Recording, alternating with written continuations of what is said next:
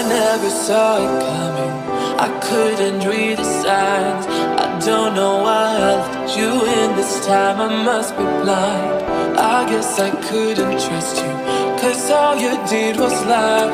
Oh no, I have to keep you off my mind 'cause of you. Kalau ini mau dilanjutin, kita harus ada 4 kesepakatan. Yang pertama adalah kita harus happy. Usia 6 tahun ke bawah, kita dulu usia 6 tahun ke bawah dikit-dikit ketawa gitu. Cilubak ketawa, cilubak lagi ketawa, cilubak lagi ketawa gitu. Tapi 6 tahun ke atas kita harus mencari alasan kenapa kita harus ketawa. 1, 2, 3 ada ketawa. Lucu banget. Oke? Gak iso beban hidup. Beban hidup. Yang pertama kesepakatannya bisa sepakat kita happy hari ini. Beban hidup. Oke, itu yang pertama. Yang kedua adalah teman-teman harus mengikuti apa yang diarahkan oleh Beban hidup. saya. Karena ini waktunya saya. Beban hidup langsung guyu. Jadi kalau saya suruh teriak teman-teman teriak, saya suruh diam teman-teman diam, saya suruh tanya teman-teman tanya. Oke? Saya melihat suasana ini saya seperti balik ke 10 tahun yang lalu. Di saat orang tua saya masuk SMA kelas 1, ayah saya langsung bilang, "Nak, ayah punya kawan, ayah saya petani, seorang buruh teman-teman semua. Jadi ayah saya punya kenalan jauh. Ayah punya kawan, dia jadi anggota dewan sekarang. Tapi sejelek-jeleknya ayah, kalau untuk kamu, ayah berani menghadap itu anggota dewan, minta supaya kamu dapat kerjaan honorer. Jadi abis sekolah, kamu langsung honor aja. Itu kata ayah dulu. Saya cuman diem di saat kelas 10 teman-teman semua. Dan di saat tadi Mas Irawan tanya ada yang mau kuliah gitu, dikit banget gitu, itu bagian daripada peristiwa saya dulu. Jadi maka poin yang kedua adalah teman-teman harus ikutin arahan, ikutin alur pada kesempatan siang hari ini. Sepakat? Kalau saya bilang sepakat, teman-teman jawab setuju. Kalau saya bilang setuju, teman-teman jawab sepakat. Sepakat? Setuju. Setuju? Sepakat. Setuju? Sepakat? Setuju. Oke, yang ketiga, kesepakatannya adalah kita harus berpikir ke depan. Future thinking. Kita harus berpikir jauh. Oke? Kita harus berpikir jauh ke depan. Demi Allah saya pengen bilang, nggak penting saya siapa Anda sekarang. Demi Allah juga saya pengen bilang, nggak penting keadaan ekonomi orang tua teman-teman seperti apa, nggak penting. Yang terpenting bagi saya, kita ketemu 5 tahun ke depan, teman-teman udah menjadi seseorang yang lebih daripada keadaan yang hari ini. Amin. Amin. Itu poin ketiga, kita harus berpikir jauh ke depan. Yang keempat, kita harus action. Di sini bukan training motivasi, bagusnya motivator Mas Irawan aja lah yang memotivasi teman-teman semua. Saya pengen sharing pengalaman saya. Siapa tahu saya pulang, niat saya cuma satu di sini. Saya dikontak Mas Irawan 2 minggu yang lalu. Mas, saya dipanggil bapak sekolah saya gitu. Saya dipanggil guru saya gitu. Saya pengen balik ke sana ngisi acara. Sampai ikut ya gitu. Siap, saya bilang. Samina watona aja kita gitu. Niat saya cuma satu, datang dengan penuh semangat. Bismillah, saya pulang untuk meninggalkan manfaat kepada teman-teman semua. Amin. Oke, maka kita harus action. Nah, action pertamanya adalah yang orangnya wira swasta di sini siapa katakan? Nah, itu. Oke. Sekarang itu mayoritas yang petani. Perhatikan. Sekarang di sini mayoritas yang petani, teman-teman semua. Saya minta kita nggak takut kotor-kotoran. Yoi, guling weh. Oke, sepakat? Sepakat? Oke, pada hitungan ketiga, ambil tas teman-teman semua, semuanya kita duduk melingkar di sini. 1, 2, 3. Yo, duduk melingkar. Duduk di sini. Ya, silakan ambil tas teman-teman semua, kita duduk melingkar aja di sini. Betul nggak apa-apa tuh.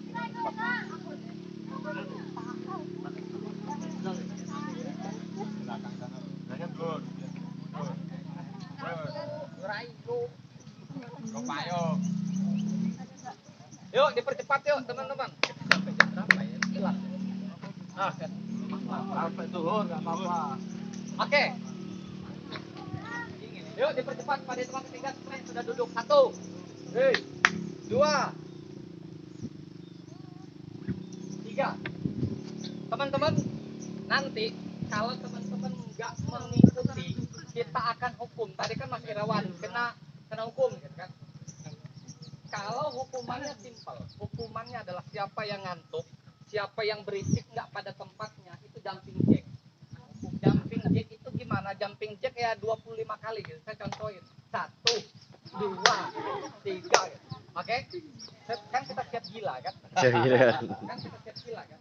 Oke, sekarang saya pengen tanya, yang di sini pengen banget ngebahagiain orang tua siapa coba? Enggak loh, enggak semuanya, serius. Tadi saya dengar dari bagian semua enggak. Saya punya kawan deket, dia enggak mau ngebahagiain orang tuanya dengan berbagai latar belakangnya. Jadi semua kita tuh punya cerita dengan orang tua masing-masing. Oke? Dan dengan cerita itu, orang itu dendam malah dengan orang tuanya. Oke? Jadi nggak semua. Sekali lagi saya pengen tanya, yang pengen banget ngebahagiain orang tuanya siapa angkat tangan? Oke. Yang pengen sukses siapa angkat tangan? Yang hari ini pengen dapat uang siapa angkat tangan? Semua tuh buktinya nggak semua angkat tangan. Yang pengen uang siapa angkat tangan? Yang pengen uang ini siapa? Yang mau ini siapa, silakan ambil. Yang mau ini siapa, silakan ambil. Yang mau ini siapa, silakan ambil.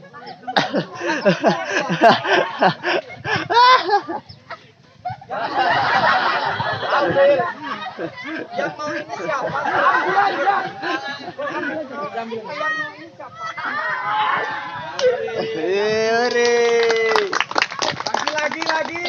Lagi. Telat.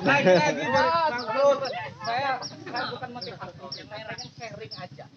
Saya bukan motivator tapi saya pengen sharing. Ya itu duitnya punya kamu deh. Siapa namanya? Erawati. Itu duit punya kamu deh. Saya pengen bilang satu bukti aja. Ngapain kan kita bicara motivasi, trending, kemudian teori-teori.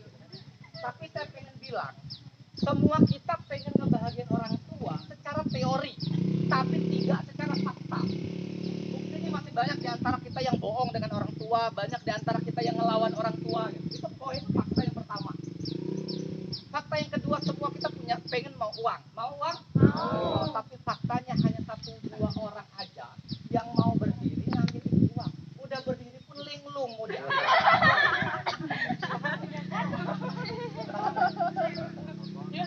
Jadi sesederhana itu teman-teman. Oke? Sesederhana itu. Ini belum mulai. Serius, ini belum mulai materinya, poin yang pengen saya sampaikan saya belum mulai, tapi kita pengen mulai itu dalam kondisi kita udah trust gitu. Kita udah percaya gitu loh bahwa gua bisa bangkit, gua bisa berubah gitu. Gua bisa gitu. Paham enggak maksudnya teman-teman? Nah, udah 20.000 selesai gitu kan. Sini adalah beda. Adalah unik, adalah minoritas. Karena demi Allah saya sepakat dan saya yakin bahwa alim itu minoritas, kaya itu minoritas, sukses itu minoritas, bahagia itu minoritas. Oke, cek deh. 10 rumah ke kanan, 10 rumah ke kiri, 10 rumah ke depan, 10 rumah ke belakang. Di rumahmu pilih orang yang paling kaya, paling 1-2 orang, saking minoritasnya. Sepakat ya? Setuju. Inilah kenapa saya sebut cara gila mengubah diri, teman-teman. Nah, kita latihan lagi, action lagi.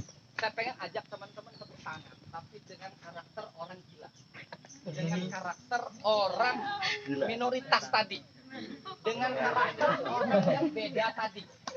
Paham? Gini. Tahun 2000 saya sedikit speechless ketika Februari 2017 saya diundang oleh beberapa rekan-rekan di UTN, Universitas Teknologi Malaysia, untuk sharing. Saya diundang 3 kampus di Malaysia di tahun 2017 bulan Februari. Berlanjut ke situ saya diundang mengisi inspirasi ke beberapa TKI Indonesia yang ada di Singapura. Perbedaan saya ngisi TKI di Singapura dengan ngisi mahasiswa di UTM, Universitas Teknologi Malaysia, itu beda, bagaikan langit dan bintang. Agak sedikit gitu ya, tapi ketika kita lihat dari bumi kok beda gitu, jauh gitu. Teman-teman, tepuk tangannya orang Indonesia itu karakter kismin. Oke? Karakter tepuk tangannya orang Indonesia itu karakter syirik. Karakternya orang Indonesia tepuk tangan itu karakter iri dengki. Saya pernah diundang untuk menghadiri satu pertemuan yang itu mau mengumumkan salah satu anak muda yang berprestasi. Saya sengaja duduk di belakang. Lalu orang-orang di samping saya ketika mari kita panggil si A gitu, sebagai pemenang ini. Kawan-kawan yang di samping itu tepuk tangannya begini. Lalu dia ngobrol, udah tepuk tangan begini, ngobrol sama temennya. Soal pasti nyogok tuh dapat juara tuh. Jadi udah tepuk tangannya begini, ngerumpiin orang yang berprestasi. Tapi berbeda dengan orang-orang di luar negeri, khususnya di Eropa, teman-teman.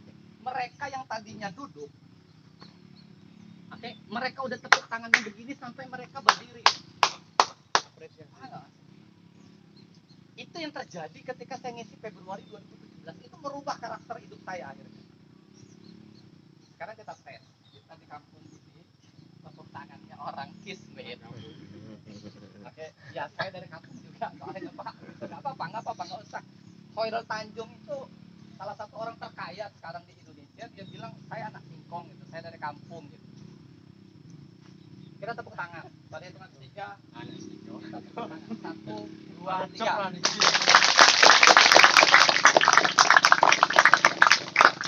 Kalau teman-teman bingung tepuk tangan itu gimana, saya kasih tips aja. Kalau mau tepuk tangan, mulai dari siang ini sampai dengan kapanpun, jangan pernah tepuk tangan dari dada ke bawah. Karena emosi kita mempengaruhi gerakan kita. Dan gerakan kita itu mempengaruhi emosi kita. Gak percaya, besok pagi ingat setel lagu, ingat semua kenangan tentang mantan yang menyakiti Anda. Pasti sampai dengan malam hidupmu galau. Tapi kalau besok paginya kamu ngedenger lagu yang memotivasi kamu, yang membuat semangat hidupmu, sampai dengan malam hidupmu bakal bangga, hidupmu bakal percaya diri, hidupmu bakal pede. Serius. Makanya itu dari saya, kalau tepuk tangan, jangan tepuk tangan dari dada ke bawah. Apalagi tepuk tangannya begini, nggak ada energi. Kalau bisa tepuk tangannya itu sejajar dengan dada, dengan pundak atau dengan muka, sejajar dengan muka.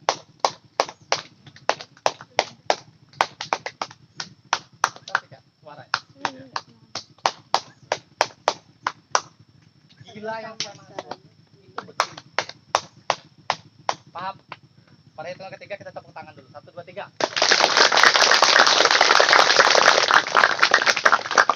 Oke, sip. Energinya kan beda kalau begitu. Bisa kita mulai. Ini sekali lagi kita belum mulai loh. Makanya tanya kita nyampe jam berapa? Sip. Oke, teman-teman sampai sharing begini. Ketika kelas 10 dulu, orang tua saya bilang, "Pul, kamu lulus SMA, langsung kerja aja. Karena ayah dan emak nggak sanggup lagi membiayai kamu, sementara adekmu, ada adekmu lagi, mereka lulus. Ayah saya hanya lulus SD, dan itu pun ijazahnya nggak disebut karena kami nggak punya uang. Ibu saya hanya berhenti di kelas 4 SD. Saya sampai di SMA, ayah saya udah naik level 3 tangga. Kebayang ya? Tapi saya lihat orang-orang di sekitar saya, kalaupun lulus sekolah langsung kerja, pasti karirnya 100 tahun belum tentu tinggi. Itu pun kalau nyampe hidupnya 100 tahun. Tapi kalau kuliah, kita bisa banyak pemikiran yang luar biasa. Punya banyak pemikiran yang luar biasa.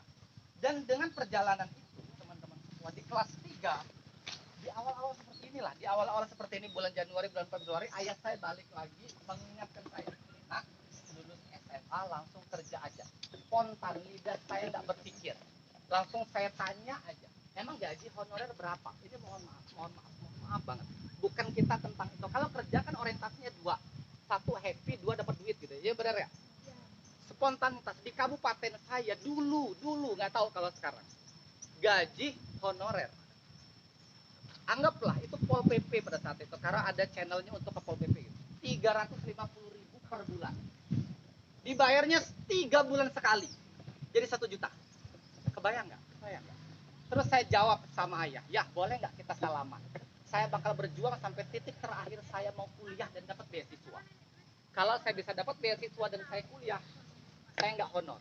Tapi kalau sudah titik terakhir saya berjuang dan saya nggak keterima dimanapun, saya samikna wa ta'na, ikut apa kata ayah. Lalu kita sama-laman, dia peluk saya sambil nangis. Kami pingin, saya merinding kalau udah cerita. Saya merinding lagi. Jadi ketika ayah peluk saya sudah almarhum teman-teman. Tahun 2014 ayah saya sudah almarhum. Saya masuk tahun 2013, setahun saya gitu. Jadi ketika ayah peluk saya, nak, kami pingin banget kamu masuk perguruan tinggi, tapi apalah daya kami nggak punya biaya. Itu yang disampaikan ayah sambil dia mendesak saya sangat kuat. Saya tepuk pundak ayah, nggak apa-apa ya, saya berjuang. Apa yang saya lakukan teman-teman semua? Dari Januari sampai Maret, saya selalu luangkan waktu untuk ke rumah kepala sekolah hanya untuk nebeng wifi. Setiap hari. Setelah pulang saya, tujuan saya cuma 5 menit sampai dengan 10 menit aja di rumah kepala sekolah itu. Karena malu kalau lama-lama. Saya selalu dikasih makan sama kepala sekolah, saya selalu dikasih cemilan, gitu. Kadang-kadang pulang dikasih uang sama istrinya kepala sekolah gitu. Karena dia tahu betul keadaan ayah seperti apa. Saya ngapain sih 5 menit sampai 10 menit di rumah kepala sekolah itu?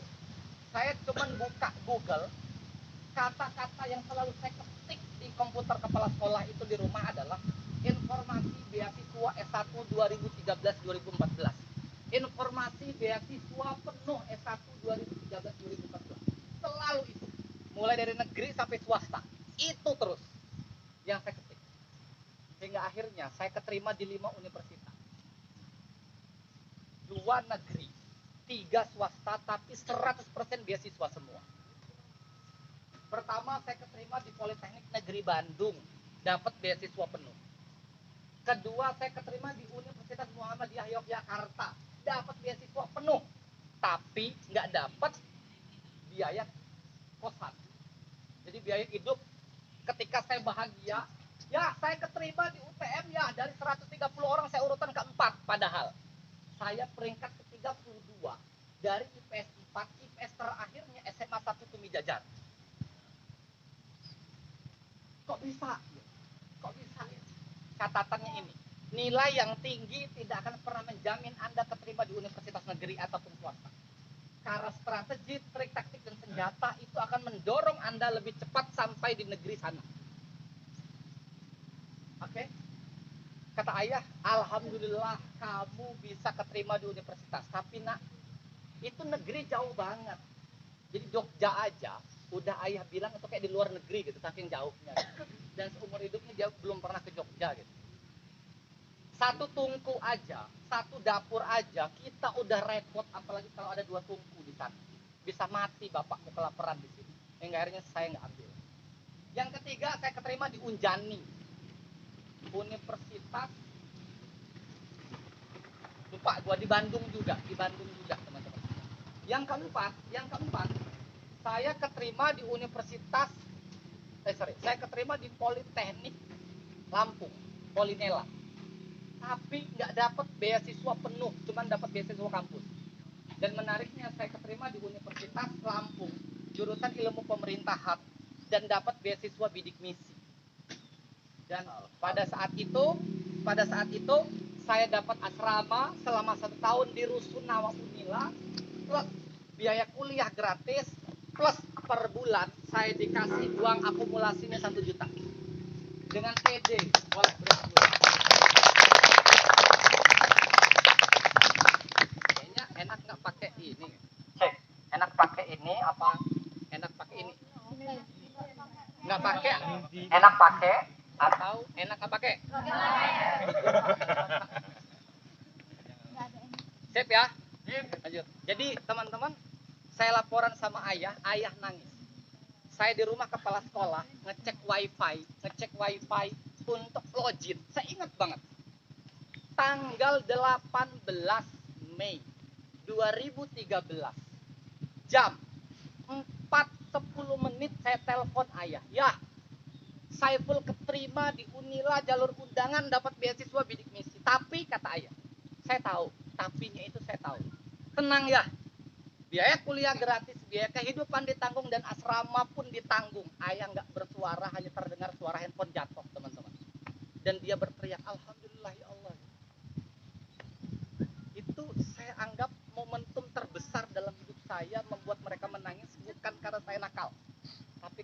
akan membanggakan mereka.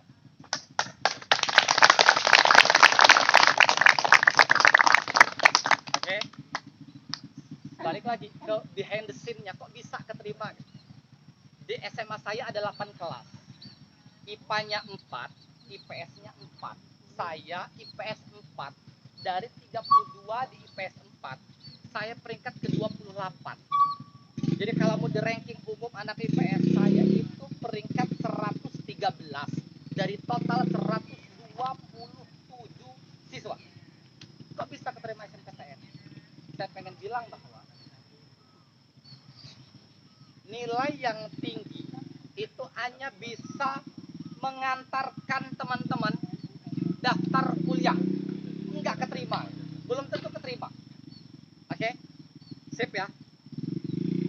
Kok bisa gitu loh? Kok bisa saya keterima gitu? Catatannya satu. Yang mau kerja di sini siapa? Abis ini mau kerja siapa gitu? Siapa tahu abis ini nanti putar arah gitu, putar haluan. Yang mau kerja. Oke, udah kebayang nggak Mas kerjanya di mana Mas? Ya, di mana? Ya, mau kerjanya di mana kira-kira? Iya, semuanya ada uang. Semuanya ada uang. Nama kerjaannya apa? Kira-kira mau kerja di mana, apa? Mas? Di Metro. Perusahaan apa, Mas? Oke, good. Oke lah kalau ada channel gitu di tempat.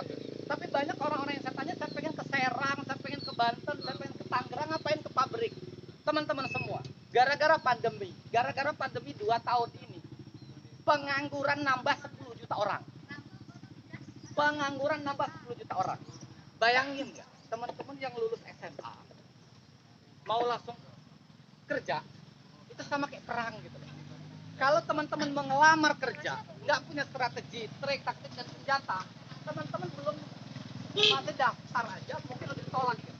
Ditolak sama security-nya, ditolak sama itu, kebayang nggak? Supaya bisa menang, itu gimana? Ibarat kata kalau kita perang, supaya kita menang gimana? Alumni. Oh iya, alumni. Kita harus punya senjata. Alum aku misan, orang alum. Iki alum. Kita harus punya senjata. Tapi wis alum deh. Oke, good. Alum iki zamane alum iki nek duwe ijazah. Dari mana? Orang di ijazah enggak. Kalau saya bilang pagi, teman-teman tepuk tangannya 1 kali. Kalau saya bilang siang, teman-teman tepuk tangannya 2 kali. Kalau saya bilang sore, teman-teman tepuk tangannya Aku sing mau kang Kalau saya bilang malam, teman-teman diam. Siap? Siap. Siap? Paham? Malam. Ini menandakan bahwa ada yang nggak fokus. Saya pengen bisa berangkat itu mulus. Sip? Pagi. Biar enak ciptain ritme dengan ritmenya orang sukses gitu. Karakternya orang sukses gitu. Pagi. Siang. Malam. Oke. Ini ada yang masih belum fokus. Kita lanjut lagi. Siang. Sore. Ini ciptain ritme ya. Pagi. Enggak kompak. Pagi. Malam. Boleh beri aplaus yang meriah buat kita semua. Ini cerita pertama dan singkat cerita teman-teman semua, saya sudah sampai di kampus. 1 minggu kalau di sekolah baru masuk kan namanya mos. Oke, sip ya teman-teman ya. Kalau kuliah itu namanya ospek. 1 minggu lamanya. Saya kalau mengandalkan beasiswa turun dulu, maka puasa selama 2 bulan untuk nunggu beasiswa di kampus. Sementara saya mau berangkat dari kampung saya ke Bandar Lampung, saya jual handphone. Dulu ada handphone namanya handphone Cing Po. Saya jual lakunya 130.000. Saya berangkat ke kota Bandar Lampung untuk kuliah. 130.000 itulah menjadi bahan saya untuk hidup selama 1 bulan 20 hari. Oke, saya berpikir kalau saya kuliah cuma sekedar kuliah, maka oke, lanjut kita cek lagi. Ada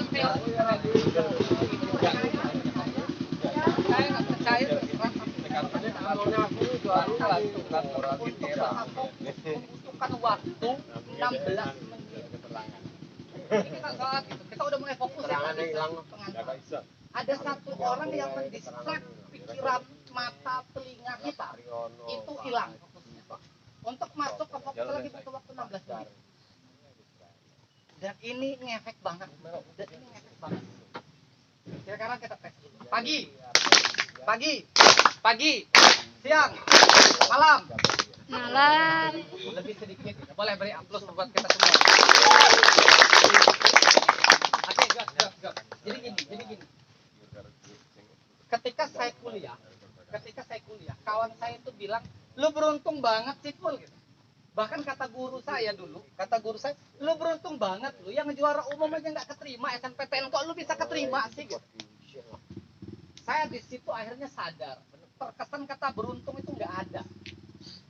Yang ada hanyalah ada orang yang nggak percaya terhadap kompetensi seseorang, dan ketika orang itu berhasil lalu kalau kamu selalu bertanya kerja apa, maka yakinlah hidupmu pasti bekerja.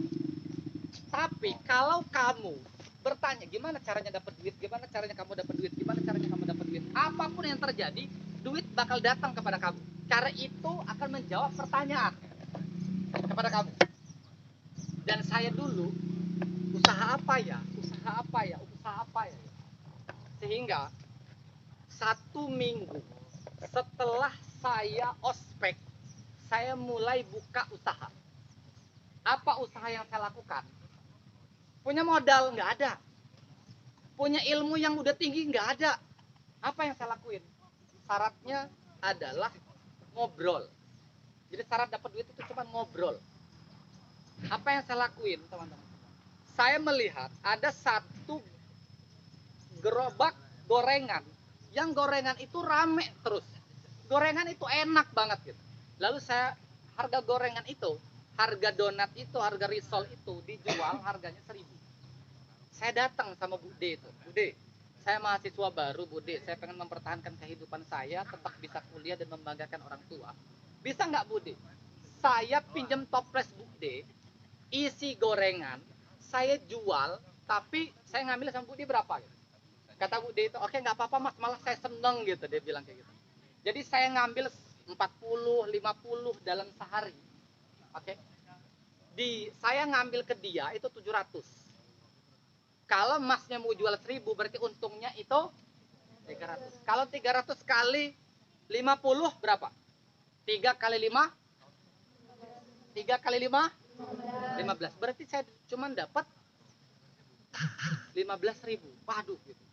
Untuk makan cukup gitu. Seminggu pertama saya jalanin, seminggu kedua saya jalanin, seminggu ketiga saya jalanin. Masuk bulan pertama saya bilang ini nggak cukup kalau cuma segini.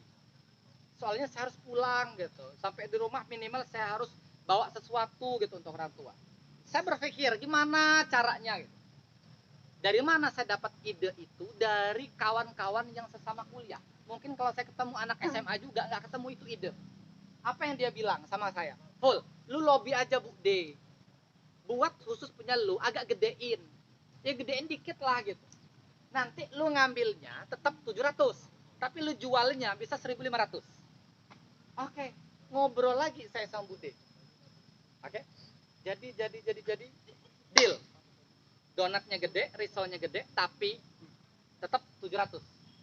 Saya jual 1.500. Dan itu laku.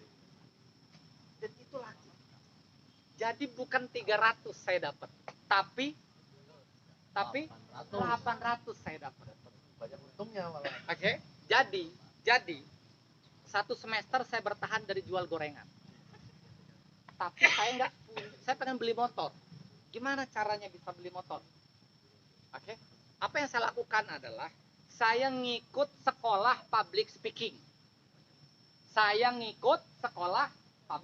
Bayarnya berapa? Bayarnya 800.000 dulu. Bayarnya 800.000. Saya nggak punya duit, tapi saya punya beasiswa. Saya keliling dari kawan A ke kawan B, saya ngutang sih 800.000 gitu. Nanti saya bayar kalau udah bidik misi udah keluar gitu. Nggak dikasih, adanya 100 sih, sudah 100 nggak apa-apa terus gitu. Yang dijual hanya beasiswa itu. Dan saya dapat 800.000 untuk saya daftar. Jadi ceritanya ngikut sekolah public speaking ini saya ngutang. Dulu saya pendiam banget teman-teman. Ngomong aja nggak berani. Serius. Tapi setelah 2,5 bulan saya ngikut kepala public speaking, saya bertransformasi menjadi orang yang gila. Oke? Hingga hari ini saya bisa ngomong lancar kayak gini. Gitu. Saya bisa ngomong lancar kayak gini. Bekal dari itu, saya pakai untuk ngisi acara. Bekal dari situ saya pakai untuk ngisi acara. Jadi diundang ke perusahaan ini, diundang ke sekolah ini, diundang ke instansi ini, diundang ke Risma ini. Awal-awalnya dibayar 2M. Bukan 2 miliar, tapi makasih Mas Saiful gitu. Makasih Mas Saiful gitu. Oh, udah gitu bayar. Tapi setengah tahun tiba-tiba sekolah itu ngundang lagi gitu. Tiba-tiba kampus itu ngundang lagi gitu. Tiba-tiba diajak keluar kota gitu. Disitulah awal mula saya dapat duit. Di semester 2 saya udah pegang uang 60 juta pertama dalam hidup saya. Maka muncul pertanyaan saya, yang lulus SMA mau langsung kerja, mau gaji berapa Anda setahun? Tapi kuliah juga bisa menghasilkan itu. Ini catatan penting di situ. Jadi buat teman-teman yang berpikir hari ini bahwa kuliah itu nggak penting, bahwa kuliah itu nggak guna, saya sepakat.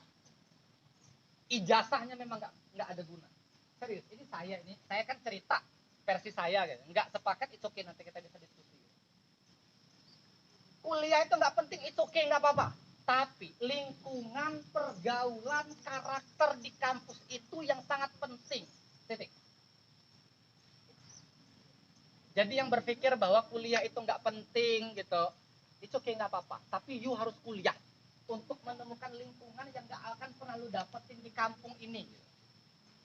Lu harus kuliah karena lu bakal ngedapetin karakter yang tidak lu dapet di kampung ini. Pertanyaannya, tapi Kak nggak ada duit Kak? Iya, kuliah itu murah, yang mahal itu informasinya.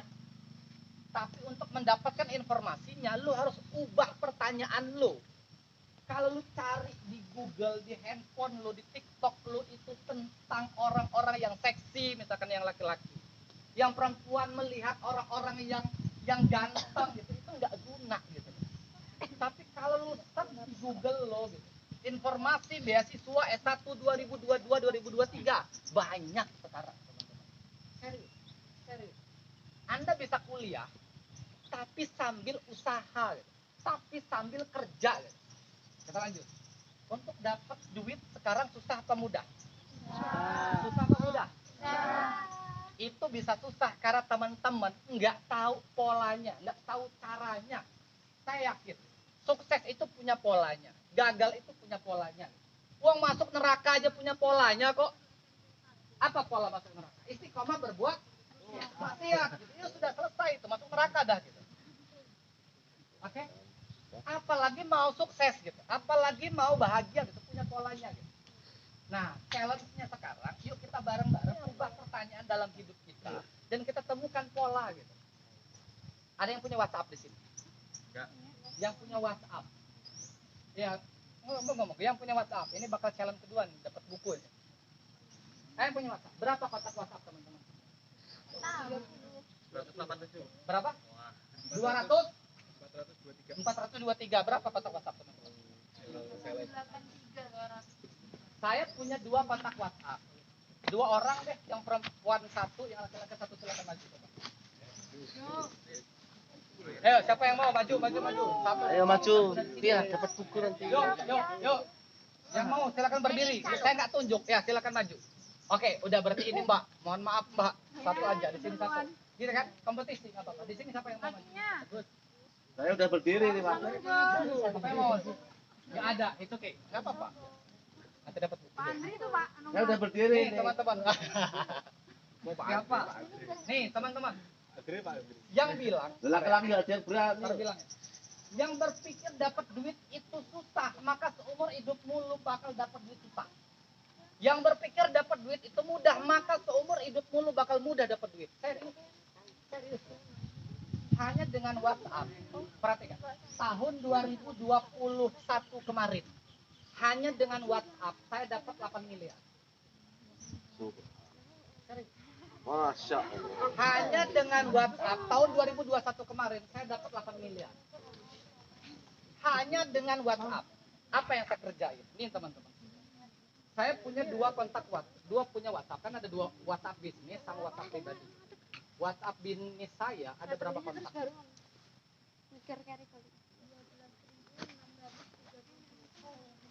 12.000 kontak WhatsApp saya. Ini yang tadi, yang bisnis kan, yang pribadi. Saya punya kontak WhatsApp. Digabung ada 24.000. Kalau setiap minggu aja 20.000 itu kasih kita duit 50.000 aja. Gimana tuh caranya? Sederhana itu kan. Oke. Jadi saya pengen tunjukin itu aja sebenarnya. Sama siapa namanya Mbak Dina gitu. Kalau saya yang cuma nyebutin, alah bullshit lo gitu. Tapi ini Mbak Dina itu yang ngecek. Cek sampai dengan pagi ini WhatsApp pribadi saya. Yang belum dicek sekarang ada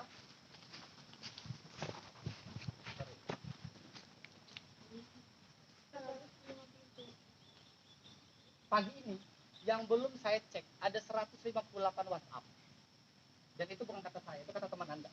Jadi ngehasilin duit itu mudah kalau lu tahu polanya. Oke, selamat, boleh tepuk tangan sama orang tadi. Saya punya buku teman-teman. Ini bukunya kalau saya jual kemarin, percaya nggak percaya, hanya dalam waktu 4 hari ini laku 1.500 hanya dengan WhatsApp. Buku ini kalau teman-teman buka di websitenya lampungcerdas.com, di bagian bawah itu harga buku ini 243.000 dan ini gratis.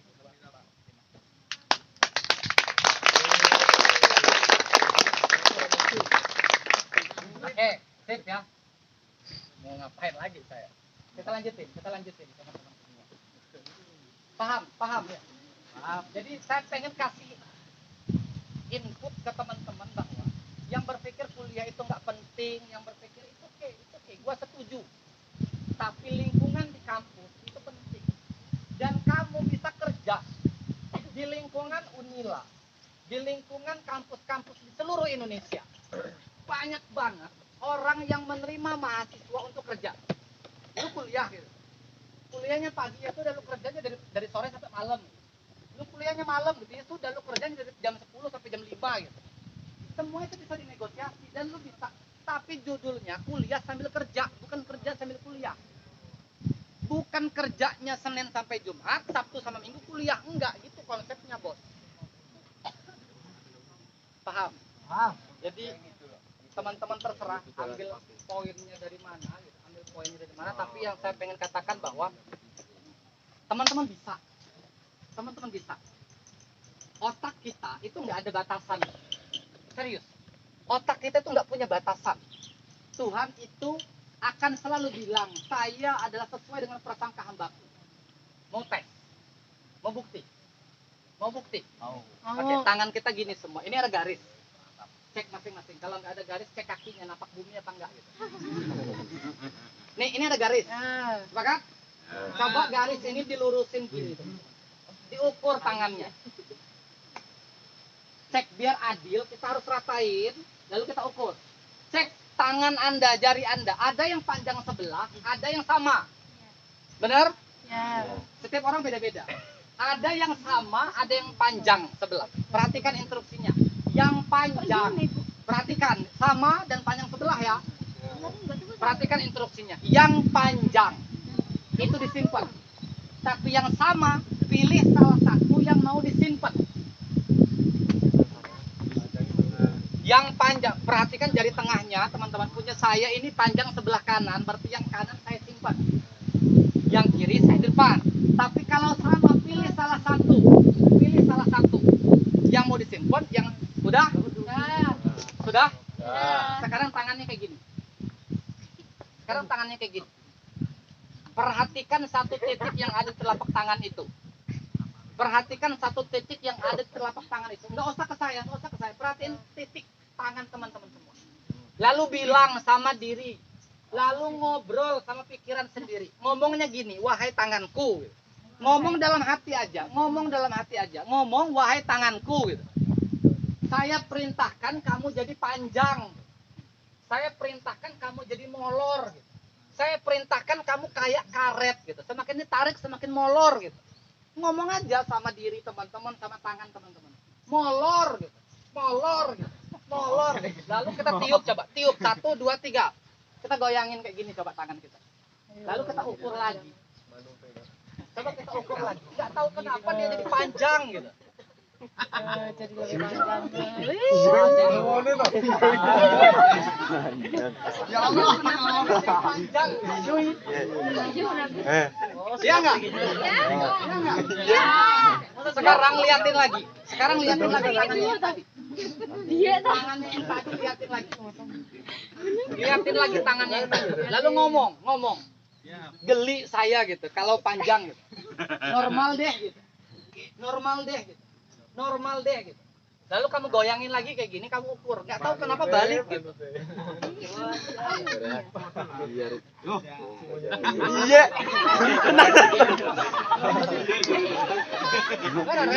Kok bisa?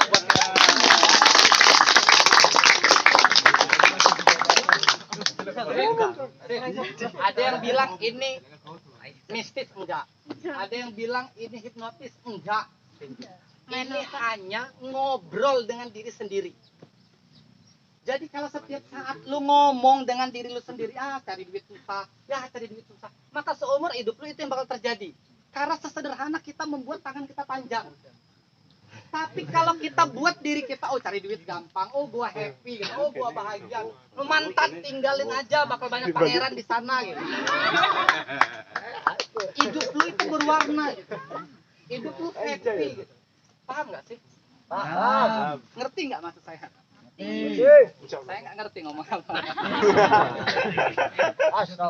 Oke, sip ya, paham ya? Mulai nyambung. Jadi sekali lagi, please, saya pengen bilang, nggak penting tuh bagi saya latar belakang keluargamu seperti apa. Nggak penting bagi saya ekonomi keluargamu seperti apa. Yang terpenting bagi saya, lu ke depan harus bangkit. Buat para guru di sekolah ini 3, 4, 5 tahun ke depan bakal panggil lu karena bangga lu sukses. Jangan malu karena lu masuk penjara. Paham maksudnya? Saya sering keluar kota, teman-teman. Ini mohon maaf Bapak para Bapak. Yang paling terkenal Lampung itu bukan Bandar Lampung, tapi Lampung Timur. Jabung. Dan saya tahun 2016 saya berangkat ke Lampung Timur karena saya punya kawan masuk ke dalam satu komplotan itu. Menariknya adalah tidak ada orang pribumi, tidak ada orang asli di lingkungan itu. Yang ada orang Palembang masuk situ, yang ada orang Jawa masuk situ, yang ada bukan suku Jawa ya, orang dari Jawa ke sini gitu. Orang dari, paham nggak maksudnya? Tapi terbrandnya itu. Saya pengen 5 tahun ke depan, yuk kita bareng-bareng suarain Lampung itu tempatnya champion gitu. Lampung itu tempatnya juara gitu. Lampung itu tempatnya kita berkolaborasi gitu. Tadi malam di Indonesia ada acara pengumuman 7 sultan. 7 orang terkaya gitu. Ada Raffi Ahmad, ada Rudy Salim gitu, ada Indra gitu. Paham nggak mas? Ada Gilang gitu. Kita tuh pengen suatu hari itu kita di Lampung gitu loh. Ini nih Mas Irawan gitu. Ini Mas apa namanya? Mas Farid gitu loh. Ini Mas Saiful gitu loh. Amin. Gitu ya. Itu ya teman-teman ya. Jadi sesederhana itu kok.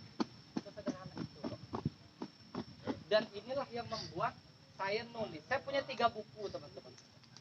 Yang pertama kuliah modal 0 rupiah. Saya bersama kawan saya. Buku itu percaya nggak percaya 35.000 buku selesai dalam tahun 2017 sampai kemarin 2021. Ada yang mau kuliah di sini? Tiba jadi banyak. Saya bersyukur banget. Ada yang mau kuliah di sini? Oke, mana bukunya mas? Ada 1 kan? Oh ya. Ini saya nulis buku kuliah modal rupiah. Siapa yang mau ini? Ambil ya.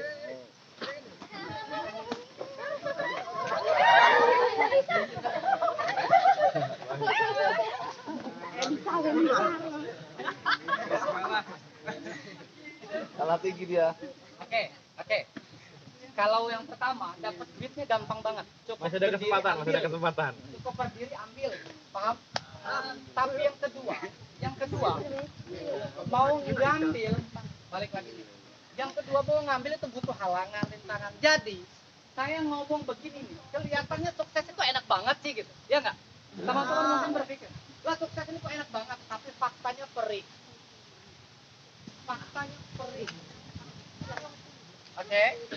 Oke. Perhatikan, ingat baik-baik ini. Ketika kamu yakin dirimu maju, ketika yakin dirimu bakal sukses, orang yang paling dekat pasti nggak setuju. Oke.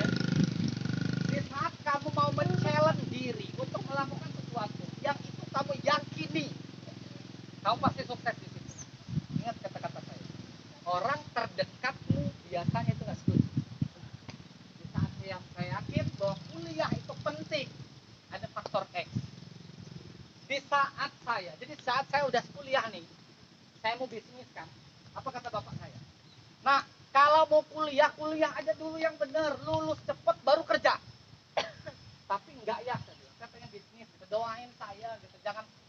Jangan doakan saya enggak gitu. Doain saya. Sempat 3 bulan agak berseteru, ini penyesalan terberat dalam hidup saya. 3 bulan saya nggak pulang kampung, agak berseteru karena ayah kekeh. Lu kuliah aja, lu rajin aja, lu belajar aja, lulus kuliah lu kerja. Tapi saya enggak. Saya pengennya kerja gitu, usaha. Oke? Dan saya bersyukur. Terus berkembang, teman-teman semua. Saya kuliah di Unila itu 3,2 tahun. Saya kuliah di Unila di ilmu pemerintahan itu 3,2 tahun. Dengan IPK 3,75.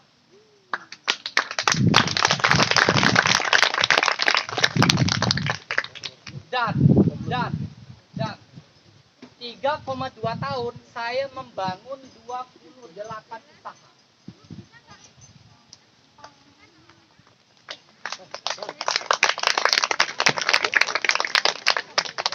Muncul lagi pertanyaan, itu usaha apa aja? Mulai dari jual risol sampai saya jual keripik.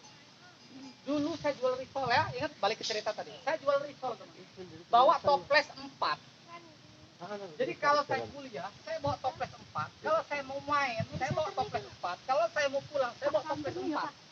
Saya berpikir gimana caranya supaya kalau saya jalan bawa barang, tapi pulang saya nggak bawa apa-apa karena udah bawa duit doang gitu. Maka muncul satu ide jualan keripik. Saya buat brand namanya Keripik Madir. Itu saya semester 4. Saya buat Keripik Madir. Madir adalah Majid, nama kakek saya, dan Dirmansyah, nama ayah saya. Jadi saya gabung dua ini jadi Madir. Menarik. Saya mendapatkan uang 100 juta pertama dalam hidup saya hanya dengan jualan keripik.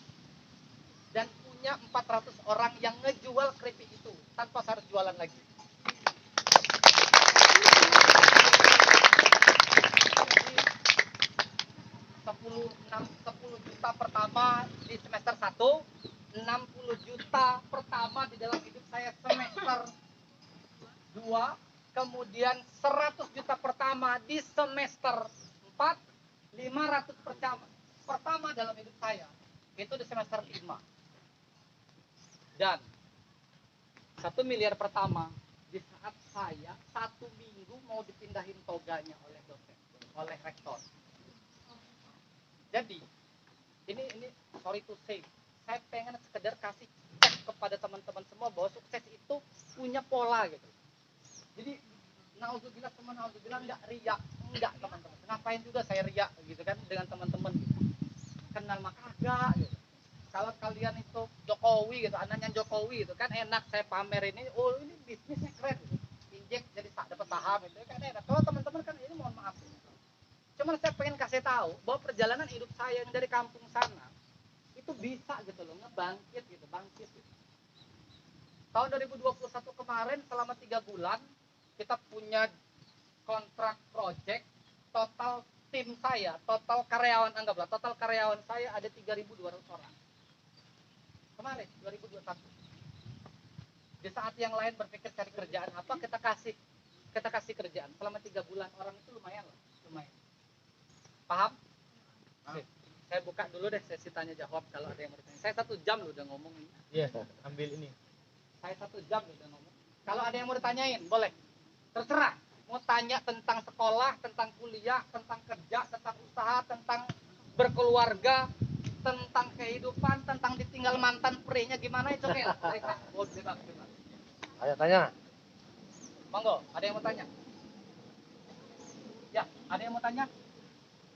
Kalau nggak ada ya, pulang.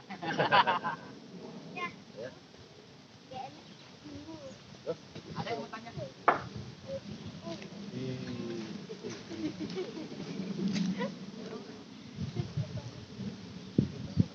Tadi ada yang mau tanya nggak? Oke, kalau nggak ada saya yang tanya. Kalau nggak ada saya mau tanya. Siap jawab? Oke, Mas. Apa namanya, Mas? Mas, Alat. Ceritain dong, apa poin terpenting yang lu ketahui, yang lu dapat banget dari pertemuan hari ini, mulai dari bapaknya sampai dengan saya. Monggo Mas Alat. Apa Mas? Yang lain dengerin. Ini tanda-tanda punya karakter Pikmin ini dicek di sini. Kalau Siri, kalau iri dengki gitu. Kalau kan udah Mas Irawan udah ngomong gitu. Kemudian saya udah 1 jam. Apa hal yang paling ngena? Agak mundur sana ada jawab. Belum boleh mau pulang tuh. Apa kira-kira?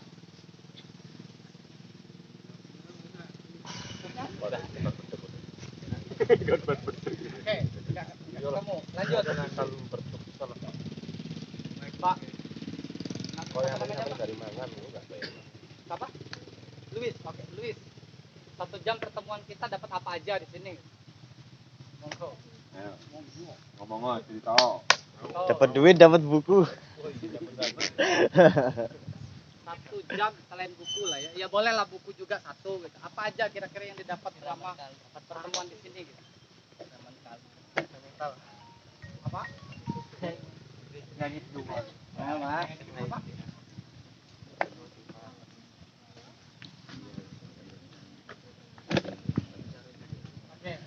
Oke, pas keluarga, oke. Mas. Nah, siapa namanya, Mas? Yan. Enggak, namanya siapa? Boleh beratus. Apresiasi. Siapa namanya, Mas? Rizky, oke. Apa Mas yang dapat, Mas? Bapak tidak teruskan. Apa Bapak? Bapak. Oke.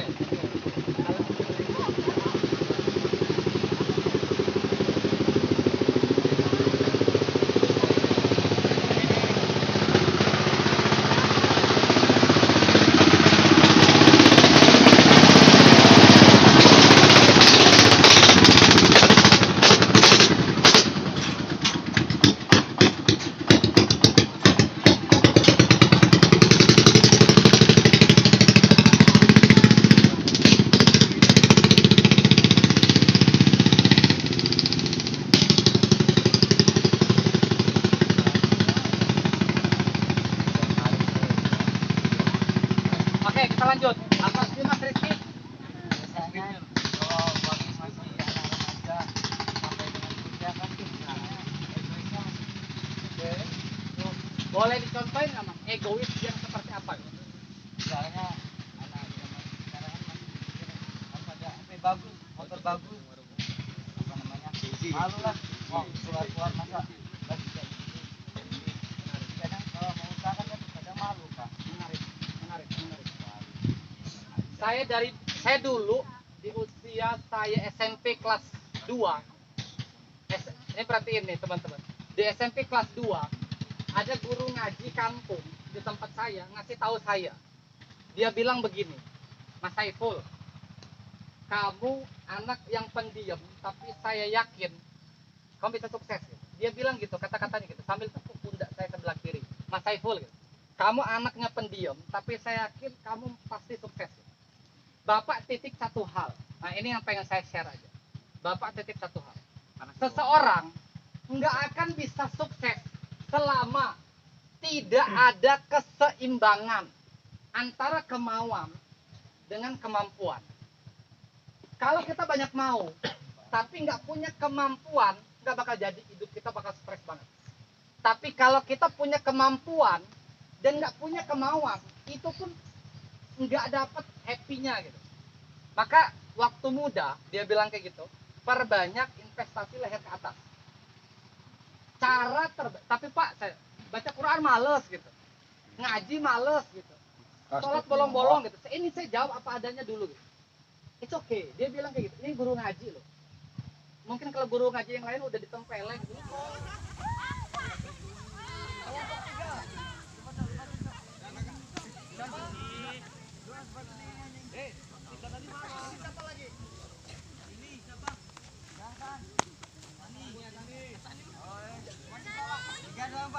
Bang, apa? Lanjut, yuk, lanjut.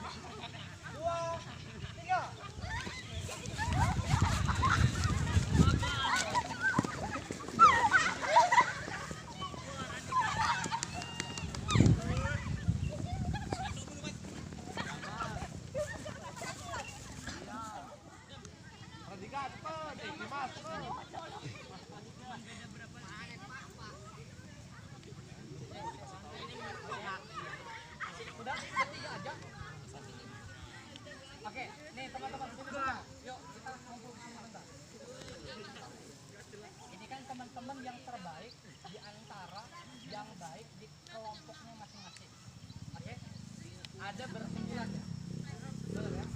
Ada 9 orang ini yang terbaik di antara kelompoknya yang baik. Sekarang yang terbaik ini lomba lagi. Yang bisa cepat.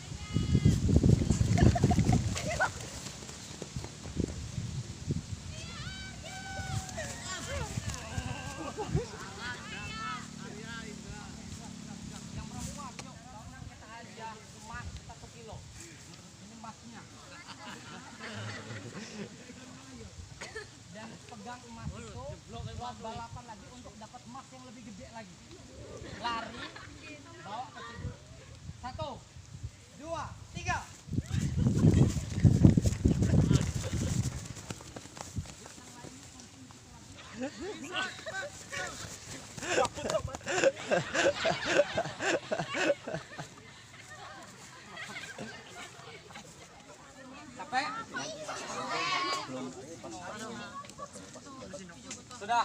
Yuk, sini yuk semua yuk. Terakhir.